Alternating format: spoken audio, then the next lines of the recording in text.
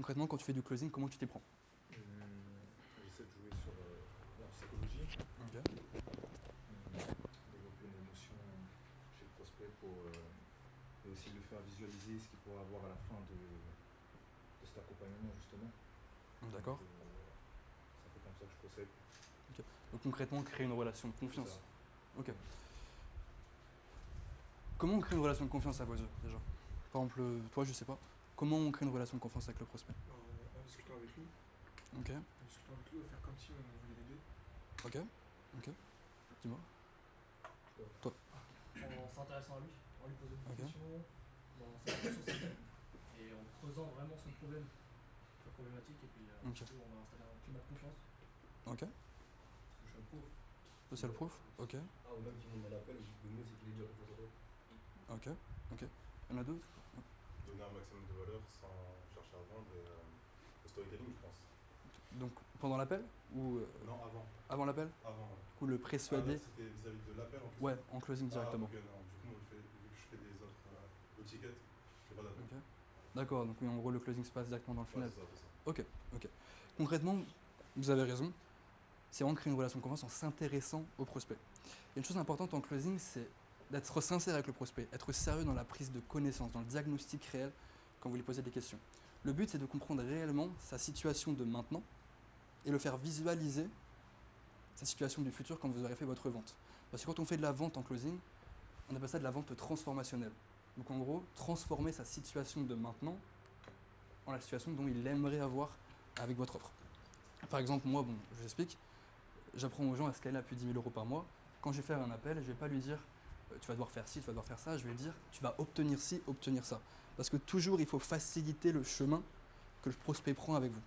Parce que si vous lui disiez, par exemple, tu as dit apporter de la valeur directement dans l'appel, ça va simplement le faire fuir, le prospect.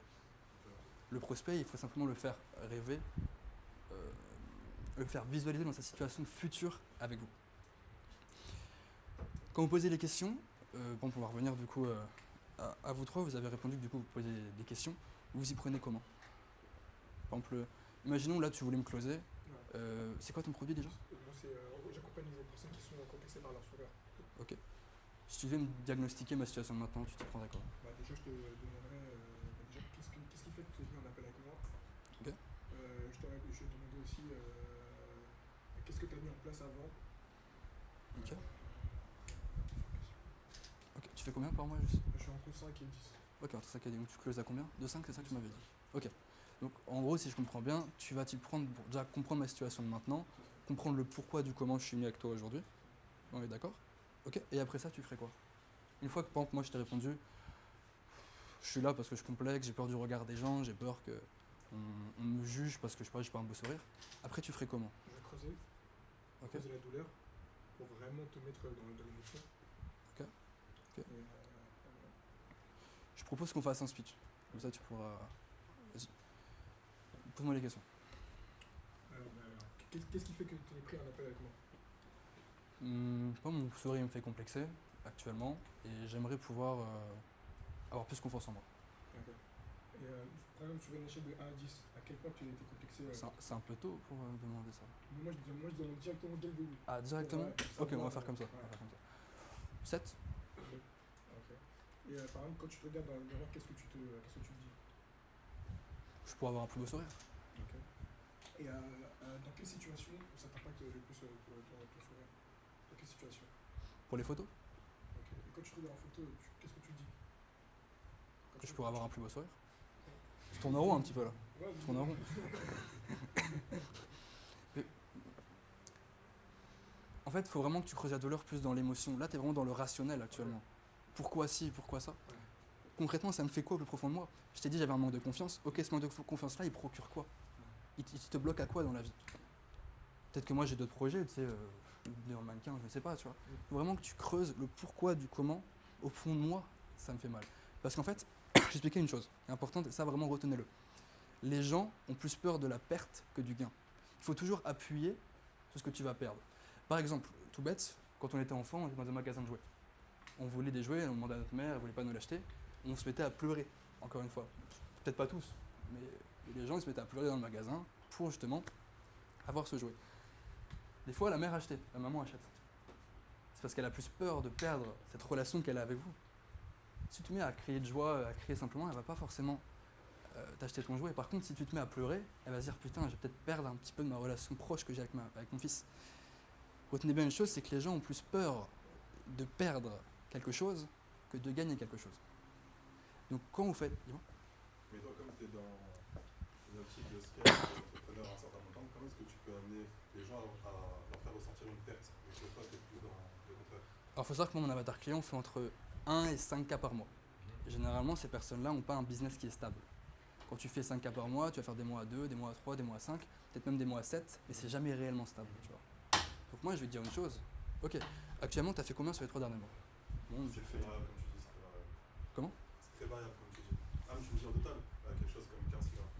Ah, je te posais pas la question, c'était un... Ah, pardon, Bah, excuse-moi. Ok. vas-y. Qui fait moins de 5K ici? Moi, Ok. Moi, ouais, ou entre 3 et 5. non, je suis de moi. Tu fais combien? Je suis 2000, pas plus. Ok, sur les 3 derniers mois, si tu devais me dire chaque mois combien t'as fait? T'as fait combien? Je commence à monter à 2 mois, du coup j'ai fait quoi? J'ai fait 1005, après j'ai fait 2000. T'as fait 1005 et après? 2000. 2000, ok. C'est pas assez long encore. Après, bon, on va passer là-dessus. Ok, on va recommencer, ok. T'as fait combien sur les 3 derniers mois? Je dirais en ensemble. Ouais. Du coup, je fais 3500. 3005, ok. T'aimerais faire combien par la suite? 10K, ok. Pourquoi tu les fais pas encore? Une question. Je sais pas. Ça te fait quoi concrètement de pas les faire? Parce que je suppose que tu rêves plus grand, d'accord? Ouais. Ok, ça te fait quoi concrètement? Ça touche mon ego. C'est quoi? Ça touche mon ego. Touche ton ego? Ok. Pourquoi ça touche ton ego? Ça me rendrait fier de dire que. Ça te rendrait fier de faire plus? Pourquoi? Parce que tu veux devenir plus libre, tu veux quoi concrètement? Plus libre et en faisant ma femme aussi. Et si tu continues comme ça, t'as pas peur que ça s'écroule? Sachez. Ah, généralement après, je t'explique un petit peu comment on fait. Ce que je veux dire, c'est que toujours tu dois appuyer sur la perte. Parce que les gens, je le répète encore une fois, c'est important, ont plus peur de la perte que du gain.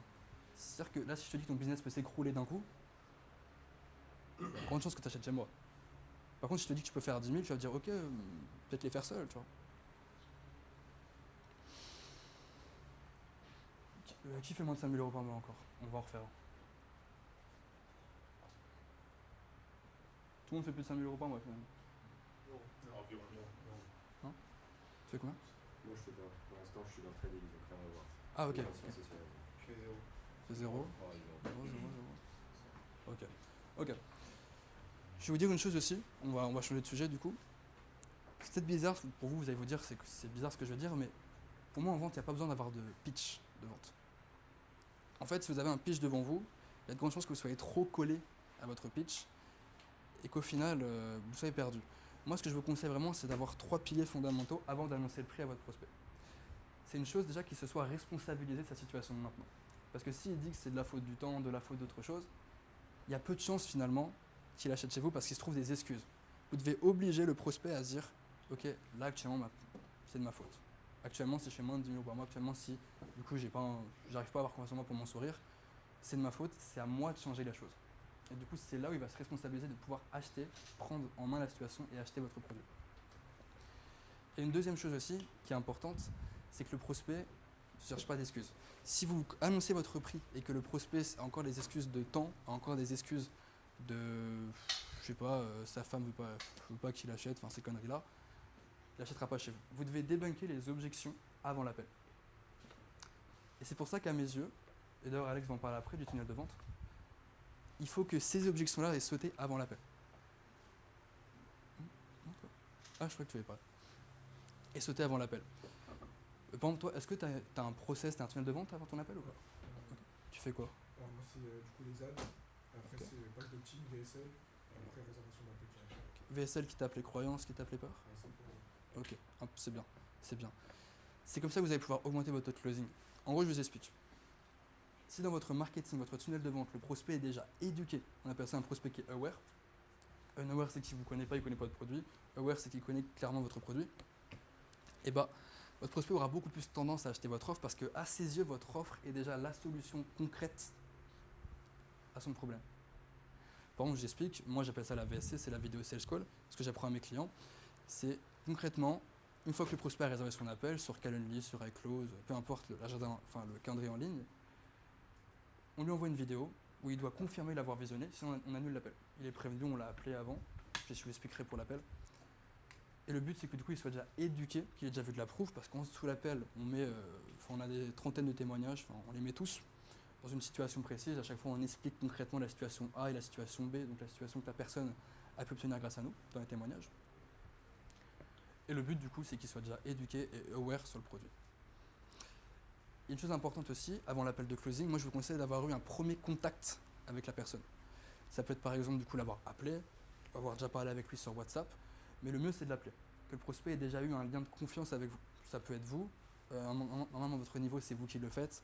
Nous, on a maintenant un setter, mais ce que je veux dire, c'est qu'à votre niveau, c'est à vous de le faire. Ça ne sert à rien de perdre de la marge avec ça. Du coup, d'avoir déjà eu un lien de confiance, d'avoir déjà compris qui il est, compris sa situation initiale.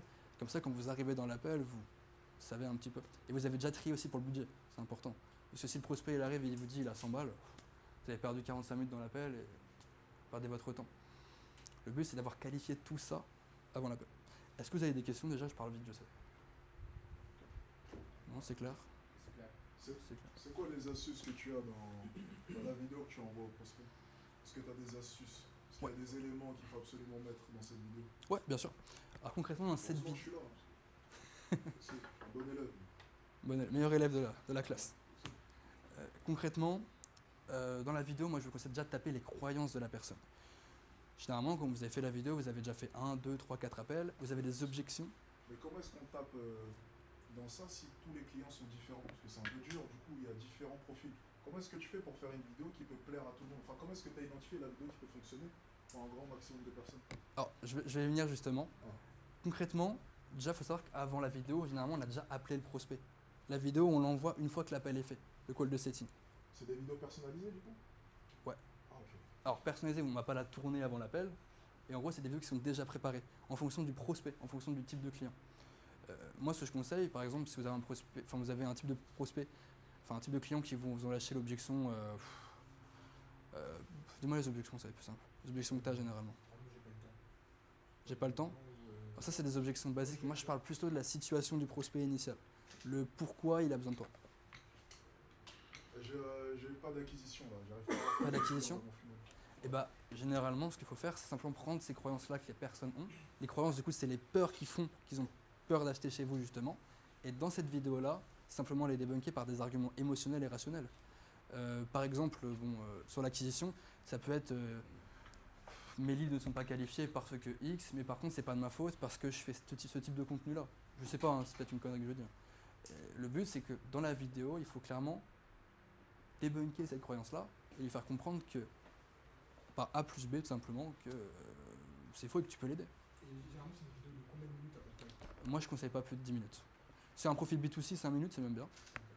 Parce qu'il y a malheureusement, il y a beaucoup de chances qu'ils ne la regardent pas en entière, généralement. Quand tu dis Et personnalisé aussi, c'est-à-dire qu'est-ce que tu adapté à la situation du prospect. Ok. Adapté Tu dis pas clairement. son prénom dans la vidéo, c'est vraiment Oh non, son tu la prénom. refais. Non, tu dois faire ça à chaque appel, et si tu en as 4 par jour. Ok. Dis-moi. Est-ce que selon toi, elle doit apporter beaucoup de valeur au prospect la vidéo? Moi, j'apporte pas de valeur dans la vidéo, vraiment, tu tapes les Vraiment, croyances. c'est Et en vraiment- fait, vu qu'ils vont se reconnaître dans la vidéo, pour eux, c'est de la valeur. En fait, ils vont se C'est comme thème. s'ils se voyaient dans un miroir. Vraiment. Comment? C'est comme s'ils se voyaient dans un miroir, genre eux plus tard. Exactement. Le but, c'est vraiment qu'ils se reconnaissent dans ta vidéo, et que dans la vidéo, du coup, ils se disent, ah, il me parle à moi. Et que du coup, tu lui fasses changer sa vision Ouais. sur ce qu'il pensait. Et du coup, il va venir dans l'appel directement en croyant en toi. Excuse-moi, ouais. Du coup, dans le E plus tard, mais du coup, il faut qu'ils se reconnaissent dans le E avant de venir ou dans leur situation actuelle à date où ils souhaitent prendre un call avec toi et regarder cette vidéo. Les deux. Les deux. En fait, il faut vraiment qu'il se reconnaisse dans la situation de maintenant, donc que tu aies bien parlé à cette personne-là, ses croyances, ses peurs, sa situation de maintenant, et ensuite le faire visualiser avec ton produit. En fait, la vidéo, dites-vous, c'est pas réellement une VSL vu qu'il a déjà pris l'appel. Certes, vous allez parler du produit, mais pas dans ses caractéristiques. Les caractéristiques, on s'en fout limite. Vraiment dans ce qui va lui faire permettre d'obtenir. Je vois un produit de l'étiquette avec un de mes clients et je voulais savoir ce genre de vidéo-là, je les avais déjà préparées et je les ai mis directement sur la page de vente. Comme il n'y a pas de call qui est booké, cette vidéo-là est sur la page de vente, il y a le nom de l'objection, le client qui est en train de parler sur l'objection avec les deux points. Est-ce que c'est intéressant de le faire? Donc de le mettre avant que la personne puisse buy le produit ou il faut vraiment essayer, même si c'est un produit de l'étiquette, de faire un call et après rajouter le produit? Le ticket, tu le vois pas en call. Non, je ne vois pas en call. Donc, C'est sur la une page de VSL vente du coup. directement. C'est pas une... Là, je parle d'une VSC. avant l'appel. Ouais, avant la. Là, du coup, c'est pas la même structure de vidéo. Oh, ok. Bien sûr, tu vas taper les croyances, encore Bien une sûr. fois, il faut toujours les taper. Là, on fait hors sujet, mais dans votre marketing, vous devez taper les croyances pour que votre prospect se reconnaisse dedans. Vous parlez à un avatar client précis, à chaque fois, il faut que la personne, dans chaque vidéo, se reconnaisse en vous. Vous êtes la situation finale au final, vous êtes le résultat. Donc c'est grave intéressant de pouvoir le mettre sur le funnel directement, Bien bah, sûr. le type de vidéo que tu as fait, mais c'est juste, bah, c'est pas avant le call. Quoi. Bien sûr. Ok. Bien sûr. Charia. Alex. Si j'ai bien compris, toi, la manière dont tu vends, moi, je le sais, mais il faut qu'ils le comprennent, je pense. Toi, si tu veux vraiment connecter sur de l'émotionnel, plutôt que rester purement sur du rationnel, c'est ce que tu essaies de faire avec tes clients. Exactement, vu que c'est des Est-ce débutants. C'est pas quelque chose qui est propre à ta niche. Est-ce que ça peut s'appliquer à toutes les niches? En Je crois que B2, lui, ça s'applique à sa niche. Ouais. Peut-être une niche avec est-ce que ça peut pas s'appliquer? Est-ce qu'il y a des niches selon toi ou... les niches full B2B, généralement, c'est moins émotionnel. Il y en a un petit peu, c'est des femmes. Généralement, c'est des femmes. Moi, je vous conseille d'aller dans l'émotionnel quand même. Ah, Parce tu que- les séduis, toi, les femmes, un peu, non? Non, c'est une question. Ouais, c'est ça, c'est ça. Un homme qui a un appel de vente avec une femme, c'est de la séduction finalement. Certes, à un moment, il faudra lui parler de rationnel parce que si c'est une B2B, elle voudra quand même être plus rentable ou gagner du temps, peu importe. Mais ce que je veux dire, c'est que quand même, ça reste de l'émotionnel. Il faut la séduire. Il faut la séduire. Et sinon, du coup, je termine. Je te dis. Sur du full B2B, si je veux parler à des entrepreneurs, entreprises, là par contre, c'est plus du rationnel. Mais du coup, avant l'appel, il faudrait prouver par A plus B aussi, encore une fois. Croyance quand même, malgré tout. Parce que cette personne-là, ça reste un humain quand même. Il faudra lui faire comprendre qu'elle a des problèmes, que ce qu'elle pense n'est pas forcément bon et que vous êtes la solution concrète à son problème. Juste dernière question par rapport à ça, comme ça on ne change pas de sujet, parce que je pense que c'est une bonne question. Du coup, tu as un speech de vente généralement, t'as ton truc J'ai à les toi. étapes, mais Ok. j'ai pas de questions précises. Ouais, mais vu J'utilise que pas du ça. coup tu rentres dans de l'émotionnel, est-ce que là, les appels se ressemblent pas réellement, parce que du coup tu rentres dans quelque chose d'un peu plus personnalisé à chaque appel du coup? Ou est-ce que vraiment tu suis ta trame? Alors, on a une trame. Si, j'ai une trame, diagnostic, compréhension du prospect et ensuite creuser les douleurs une fois que j'ai compris son problème. Mais certes, c'est souvent la même chose que l'avatar client, c'est souvent le même. À 80% du temps, c'est le même. Après, c'est plus, bien sûr, différent. C'est jamais les mêmes peurs, c'est jamais les mêmes contraintes. Il y en a, ça va être leur femme, il y en a, ça va être la peur du regard des autres, de créer du contenu, par exemple, vu ma niche. Mais ce que je veux dire, c'est que c'est les mêmes étapes tout le temps. Un appel de closing, c'est toujours le même. C'est comme séduire une femme, finalement, c'est toujours la même chose. Et ça reste du closing aussi. Par contre, c'est sûr que les questions vont être différentes. Mais la structure de l'appel, c'est toujours le même.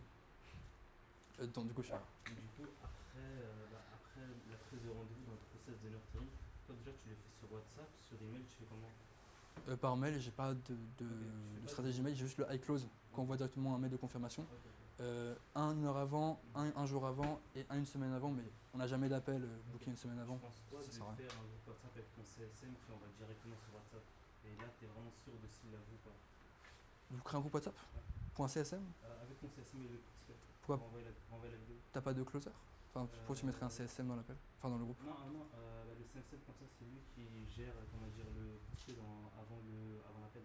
Oh, c'est un setter call. Non, c'est ça que du. Ouais, ok. Bien sûr, oui. Là, je parle si vous n'avez pas de l'équipe. Si vous avez des équipes, il faut créer un groupe WhatsApp, envoyer la vidéo dans le groupe WhatsApp et le setter appelle. Ou tu appelles, tout dépend de ta stratégie. Mais moi, comme j'ai dit, je préfère qu'il y ait un premier contact avant l'appel, déjà pour réduire les chances que le prospect ne vienne pas. Parce que si vous ne lui rappelez pas qu'il y a un appel, 90% du temps, il ne viendra pas. Les gens oublient, ne notent pas forcément. C'est pour ça que c'est bien de l'appeler pour lui faire noter son rendez-vous et le pré-close, tout simplement. Moi, pour que vous compreniez, avant, j'appelais pas. J'envoyais juste des messages. J'avais un taux de closing à peu près de 33%. On a simplement rajouté l'appel de setting, pardon. On a fait plus de 49% de closing le mois dernier. Du coup, petite dernière question. Imagine toi, tu as parlé du fait que le prospect doit se reconnaître en toi, mais imagine toi, tu vends un service et que tu n'incarnes pas spécialement la situation désirée du prospect. C'est mieux de mettre potentiellement des témoignages clients directement Alors. avec des résultats sur lesquels ils peuvent se reconnaître. Pourquoi tu n'incarnes pas la situation désirée? Déjà, La vente d'un service, vraiment, à proprement parler, tu n'incarnes pas spécialement la situation du prospect. bon, moi, je prends mon exemple. Si tu n'incarnes pas la situation que je veux être, je ne vais pas venir chez toi. Déjà, la première étape pour moi, c'est soit de vraiment incarner, soit de faker. Ça, c'est pas à moi d'en juger. Mais ce que je veux dire, c'est que il faut toi d'abord que tu incarnes la situation. C'est toi qui prends les appels? Non. Non? T'as un closer? Je fais combien par mois? C'est même pas pour voir, c'est pas un cœur. Enfin, je le mois dernier, j'ai fait 7500. T'as combien d'appels par semaine? J'ai pas d'appel. Ah, ok, tu fais plus. Ok. C'était plus pour un point que je posais la question. Moi, déjà avant l'appel, je te conseille vraiment d'incarner la situation. Après, si c'est ton client du coup qui n'incarne pas, Ouais. dis-lui d'incarner la situation déjà, ou du moins de faire genre. Ok. Et sinon, après, il y a de la proof. Bien sûr, la proof, ça peut jouer. C'est du B2B, ça peut passer plus. Ça peut passer plus, mais déjà, je te conseille vraiment de lui faire incarner la situation. Sinon, ça va être beaucoup plus compliqué. Alors, je sais pas qui a levé la main. Ouais, t'avais levé la main aussi. Ouais, Vas-y. moi, juste, j'aimerais savoir comment on fait pour que la personne, enfin, tu te sens légitime de donner un prix élevé. Parce que je t'avoue, moi j'ai du mal à aller au-dessus de 1000 euros. Pourquoi t'as peur de pas Moi facturer j'ai un peu déjà cher? proposé, mais on m'a souvent fait. C'est pourquoi on t'a refusé? Oui. C'est pourquoi on t'a refusé? Bah, l'excuse c'était souvent sur qu'on mettait qu'il n'y avait pas d'argent. Mais je pense que c'est. Alors, 95% du temps, les gens ont l'argent. Les gens ont l'argent. Soit t'as mal découvert la personne, t'as pas fixé les douleurs clairement. En fait, comme je t'ai dit, appuie sur la perte que le gain. Les gens payeront beaucoup plus facilement si t'appuies sur la perte. Toi, t'as appuyé sur quoi? Pas sur la perte. Et puis sur le gain que la perte. Ok. Ton appel, tu fais comment ton appel? Parce que tu m'as dit que tu découvrais, mais après tu fais comment? Parce que je vois beaucoup de gens, ils font simplement des appels pour récolter de l'argent. Hein. C'est pas un appel de closing en soi. Tu fais comment? Moi durant l'appel, en fait j'essaie de le faire. Lui-même verbaliser le fait qu'il va prendre mon accompagnement avant même que je dise le prix. C'est-à-dire? C'est-à-dire que dans l'appel, tu parles. Ouais, dans l'appel. Là, on parle de l'appel. En gros, je pose plein de questions jusqu'à ce qu'il arrive à dire lui-même, ouais, vas-y, je suis chaud comme c'est bon. Ok. Et du coup, là, je lui dis le prix, et même là, des fois, ça marche pas. Enfin, ça marche pas au prix que je lui dis. En fait, déjà, si t'arrives pas à nous expliquer clairement Ouais, comment se je passe ton comprends. appel, c'est qu'un appel, c'est n'importe quoi. Ouais. Ouais. Quand je lui ai posé la question, elle était en mesure de pouvoir te dire, c'est quoi ta trame?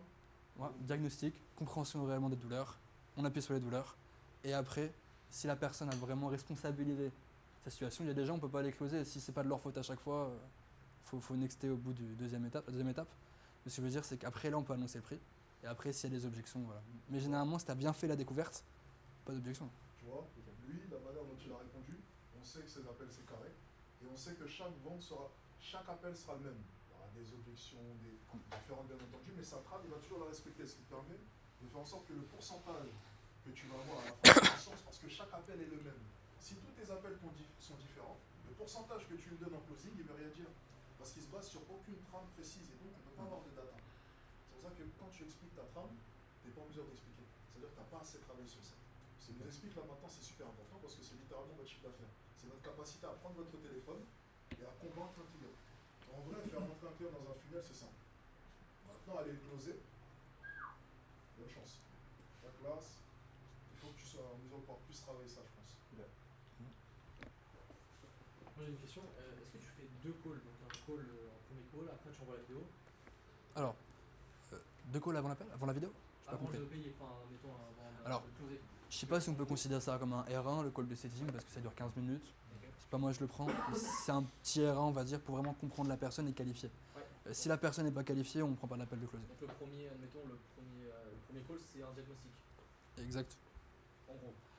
Pour être franc, on clarifie le budget. Voilà, c'est ce qu'on veut. Ouais, en gros, c'est On veut que savoir s'il y a de l'argent. Quel est son budget, et puis, On veut que savoir s'il y a de l'argent. On fait genre, mais en fait, on veut que savoir s'il y a de l'argent. Parce que c'est l'élément le plus important au final. Après le reste, on verra ça en closing. Ou après qu'il ait payé, ça dépend. Pour être franc. Concrètement, l'appel il dure 15 minutes. Moi, ce que je vous conseille, alors là, bien sûr, c'est plus compliqué si vous avez beaucoup de leads et si vous êtes seul. Mais concrètement, il faut l'appeler au bout de 5 minutes qu'il ait réservé l'appel. Si vous voulez vraiment faire en sorte qu'il soit là, qu'il soit présent et qu'il vienne au rendez-vous, le call setting, c'est 5 minutes après qu'il ait réservé l'appel. Au max. Ouais. Après, généralement, il répond pas après 5 minutes, tout ça. Bah en fait, il sera plus sur son téléphone et nous, ce qu'on veut, c'est vraiment qu'il ait un premier contact direct. Parce que les gens, surtout en B2C, hein, en B2B, bon, c'est plus. Ils sont plus sérieux, mais en B2C, les gens, ils oublient vite. Ils oublient très très vite. Ils ont réservé l'appel, ils sont aux toilettes, limite quand ils réservent. 5 minutes après, il appelle sa meuf, ça se trouve, ou, voilà. Il t'aura oublié, tu auras nexté. Oui, mais après, c'était pour revenir par rapport à ce que là, c'est quand tout à l'heure, tu disais que quand un prospect en fait, il prend un rendez-vous, tu l'appelles avant, c'est ça? Il a pris le rendez-vous et tu l'appelles avant l'appel. Ouais. Mais au bout de 5 minutes, c'est possible. Bon, des fois, c'est pas possible hein, quand on est seul. Il y a moins de chances qu'il réponde, mais il peut répondre, hein, bien sûr, il peut répondre. Plus vite vous contactez le prospect, plus vite vous allez gagner de l'argent. C'est comme ce que je raconte. Ah, vous étiez pas là, je parlais aux équipes. C'est comme par rapport aux conférences, l'exemple que je donnais, mais le mec, quand il réserve l'appel chez Mathis par exemple, ou lorsqu'il veut réserver un appel ou peu importe, il est déjà prêt à payer. Il est là, il est sur le moment. Après, au bout de 6 heures, il va aller se perdre sur YouTube, il va avoir un autre gars, il va peut-être souscrire à une autre offre, il va regarder à côté, à gauche, à droite, et hop, il va t'oublier. Donc il a raison, plus vite tu le contactes, plus vite tu vas gagner de l'argent. Exactement. Attends, il y avait Vela. Je conseille aussi de faire ça si on n'a pas d'équipe, le premier appel. Bien sûr. Ok. Bien sûr. C'est même encore mieux, c'est toi, Ouais. directement au téléphone. Donc 15 minutes pour qualifier, pour savoir. Entre 10 et 15 minutes. Des fois, c'est 5 minutes, hein, si le prospect est vraiment bien. Et après, du coup, si on est tout seul, on reprépare, on revoit un nouveau call. Ouais, en fait, le call sera déjà booké. Tu l'appelles avant le call. Ok, Donc le d'accord. call est déjà planifié. À la fin de l'appel de setting, vous dites simplement pense bien à noter l'appel, clique sur oui dans tes mails pour que l'appel soit bien validé par notre équipe. Si tu le fais pas, on annule. Nous, on est France, si tu le fais pas, on annule. Ok. C'est faux. Il viendra, il peut venir s'il n'a pas validé l'appel sur son agenda. Tu lui dis ça, comme ça, il le fait, c'est carré, ça apparaît. Ok, c'est bon. Voilà. Je peux d'abord Ouais. Tu as dit que tu parlais avec le client pour détecter les croyances, pour détecter les peurs, etc. Ça, du coup, tu le fais avant tous les appels, le setting et tout. Pendant plusieurs temps, tu as des questions types, ou alors c'est pendant une certaine durée que tu essaies de lui parler. Tu parles du call de setting là? Comment? Tu parles de l'appel de setting? Pour détecter les croyances du client et ensuite lui envoyer la vidéo appropriée, tout ça. Ok. Concrètement, en call de setting, on ne parle pas des croyances, on veut juste savoir s'il a de l'argent. Non, je parle pas du call system, je parle du moment, c'est quand exactement que tu détectes ses croyances, tu détectes pour ensuite lui envoyer la vidéo personnalisée. Ouais, ça c'est une fois qu'il a réservé l'appel. Oui, donc tu prends le premier contact avec le client pour détecter ses croyances, c'est ça? Non, dans l'appel de setting, une fois qu'il a réservé l'appel, Le premier contact, c'est pour savoir s'il a de l'argent. ouais, c'est ce que j'ai dit. Et après, tu lui envoies la vidéo là où tu tapes les croyances. Mais, Mais comment tu détectes du coup ses croyances? Ah, tu les connais? T'as Comment? un avatar client. T'as un avatar Tu client. sais, bon, t'as déjà expliqué, je vais répéter, mais généralement c'est les mêmes. Quand t'es en séduction, t'es en séduction. Non, mais je pense que T'es en- Pourquoi j'accompagne les personnes complexées par le sourire. Et moi, Ok. c'est toujours les mêmes. Ok, donc c'est confiance en soi, c'est pour ça que j'ai eu Ouais, l'impression. Confiance en soi, c'est souvent les mêmes C'est trucs. toujours la même chose. Toujours Ouais, la t'as même l'œil quoi, tu sais. C'est toujours la même chose. chose. Business, on ira vers lui, les gens ils ont. Ok, qui a des problèmes d'acquisition ici? Levez la main. Enfin, moi, c'est pas des problèmes d'acquisition, mais c'est plus au niveau du setting. En fait, des fois, j'ai des. En gros, qui aimerait avoir plus de clients? C'est tout ça. Qui aimerait augmenter son pourcentage en closing par exemple? Plus closer les clients, tout le monde. Qui aimerait développer son. Tout le monde a les mêmes problèmes, maintenant c'est juste à des degrés différents. Certains vont se dire ok 80% plus ici, 90% plus là, 30% plus ici. Mais généralement c'est la même chose. Donc dans ta vidéo en fait tu peux couvrir à peu près tous ces aspects là de manière très simple. C'est pour lui. Mais si c'est pour moi la question tu me dis. Ouais, en fait, faut savoir, parce que j'ai eu un client qui gagnait 15K par mois dans le nettoyage, en gros. Mais en gros, c'était pas du tout le même type d'appel. Et justement, j'ai foiré ces closings-là, parce que moi j'étais beaucoup plus basé sur les émotions au début, mais en fait, je me suis souvenu que c'était l'erreur. Est-ce qu'on a les mêmes démarches quand on. Non, quand on a quelqu'un qui fait 15K ou Non, 10K, du tout. par exemple? C'est quoi la première question que j'ai posée là au début là? J'ai posé quoi comme question avant que Mathis y vienne? Vous avez dit quoi? Oui, c'est Parce que c'est plus pareil après. pas pareil. J'ai dit qui fait plus de 15K, qui fait plus de 10K. Mais- C'est différent après. Dis-moi. Mais du coup, selon vous, tous, quel est le palier pour que Le plus important. changer la démarche un peu? Le plus important déjà, ce que tu dois savoir, quand le client gagne beaucoup d'argent, le plus important c'est la perception qu'il a de toi. Ok. C'est la légitimité que tu auras en face de lui. C'est pour ça que la plupart du temps, les mecs qui font beaucoup d'argent, si tu fais pas beaucoup d'argent, là je parle plus en. C'était en B2C. Ouais. Ok, on est en B2C. En B2C, lorsque le gars gagne beaucoup d'argent, c'est juste sa perception qu'il va avoir de toi. Ok. C'est tout. Il va rester rationnel. Le plus important, c'est qu'il sente que tu es au-dessus de lui. Ouais. Bien entendu, en B2C classique, avec un gars qui gagne 5 000 euros, c'est la même chose. Mais avec un gars qui gagne beaucoup d'argent, il est beaucoup plus éduqué. Et il faut qu'il sente en termes de compétences, et aussi potentiellement aussi en termes d'argent, c'est encore plus puissant. Mais ça, encore une fois, on peut faire l'impasse dessus si tu as vraiment les compétences et s'il a l'impression justement de te baiser. Moi, désolé pour le mot, excusez-moi, on bipera dans tous les cas. Mais ce que j'ai remarqué par exemple, c'est qu'un gars qui va faire beaucoup d'argent, il faut, c'est encore plus marqué chez lui, il veut avoir l'impression de faire une bonne affaire. Le mec s'y connaît, il baise des gens lui aussi, il veut avoir l'impression qu'il te baise aussi un peu lorsque tu lui vends ton art. Je suis désolé pour le langage, les gars. Voilà. On va parler très franchement, on coupera dans tous les cas sur YouTube, mais je parle franchement. Il veut avoir l'impression qu'il fait aussi une bonne affaire. Il faut faire le maximum pour qu'il comprenne que là maintenant pour lui, il fait une bonne affaire. Ouais. Il faut qu'il ait l'impression de la faire. Plus tu essaieras de le baiser, moins il signera, parce qu'il est super éduqué. Du coup, on est plus sur du rationnel. Bah, sur ce type de client. on est plus sur Ça le dit rationnel, tout, bien entendu. Le résultat. Mais en même temps, tu vas le manipuler un peu. Donc il y a un côté aussi émotionnel, c'est qu'il a un ego. Les gens qui font de l'argent, ils ont de l'ego. Donc lorsque tu fais 50 000 euros par mois, tu as un ego. Moi, mon but, c'est de jouer là-dessus. Je ne vais pas te dire, ça tu le fais mal, ou tu devrais faire ça. Je vais plutôt dire, j'imagine que tu as déjà pensé à faire ça. Et du coup, moi, je peux te l'implémenter parce que j'imagine que tu l'as déjà anticipé, mais tu n'as pas forcément le temps. Et là, tu vois, ça change tout. Tu fais combien? Tu fais 8K par mois. Ouais. Moi, je débarque et je te dis, ah ouais, putain, j'ai vu ton business, c'est super intéressant. Mais je vais toujours être dans le positif. C'est super intéressant ce que tu fais, tes résultats, ils sont super. J'imagine que tu as déjà pensé à implémenter ça, mais j'imagine que tu n'as pas le temps parce que tu es plus dans le côté pratique. Moi, je peux te l'implémenter si tu le souhaites. J'imagine aussi que tu as pensé à faire ça. Tu n'as rien pensé. Hein. Mais bizarrement, ta réponse, ça sera toujours, ouais, j'y ai pensé. Pourquoi est-ce que tu me réponds, ouais, j'y ai pensé, alors que tu n'y as jamais pensé? Parce que tu as un ego, tu fais 8K par mois. Plus tu vas faire de l'argent, plus tu vas avoir un ego surdimensionné. Et plus tu vas répondre par l'affirmative, alors que tu n'y avais même pas pensé. Et bizarrement, toutes les réponses à chaque fois finissent par, ouais, j'y ai pensé, ouais, tu as raison, ouais, j'avais eu l'idée. Tu n'as jamais eu l'idée toute ta vie. C'est juste que tu as un ego surdimensionné, tu fais un peu d'argent, et maintenant, du coup, je te mets des idées dans ta tête auxquelles est-ce que tu n'y avais même pas pensé auparavant. Ça marche bien parce qu'on m'avait, sur une offre comme ça, un gars qui s'appelait Jawad, il m'avait closé comme ça à l'époque. Je n'avais pas compris comment est-ce qu'il m'avait closé. Ça a bien marché. Bon, maintenant il est perdu, je sais pas ce qu'il fait, mais il était très fort. Il était très fort. Et je vais même vous raconter notre anecdote. Je suis désolé de te couper parce que c'est intéressant. Pas de soucis. Récemment, il y a un mec qui m'a. C'est chaud de me closer, hein. Je sais pas comment est-ce qu'il a fait. Il m'a closé sur un sas. Les gars, il est fort. Franchement, il y a des mecs qui ont des idées. Il me contacte et il me dit, tu sais quoi, pour ta problématique, ça tombe bien, je bossais déjà sur un truc. Il me sort une application, mais je ne connaissais pas avant. Il me sort une application pile poil sur ma problématique. Comment retranscrire avec des vidéos directement une série de questions-réponses pour du coup éduquer une IA. Il me sort un sas, il me dit, je bossais là-dessus. Je lui dis, mais le mec, ça fait 3 mois qu'il bosse là-dessus. Forcément, c'est le plus compétent. Vu comme par hasard, et en fait, il avait prompté une fausse application en 15 minutes.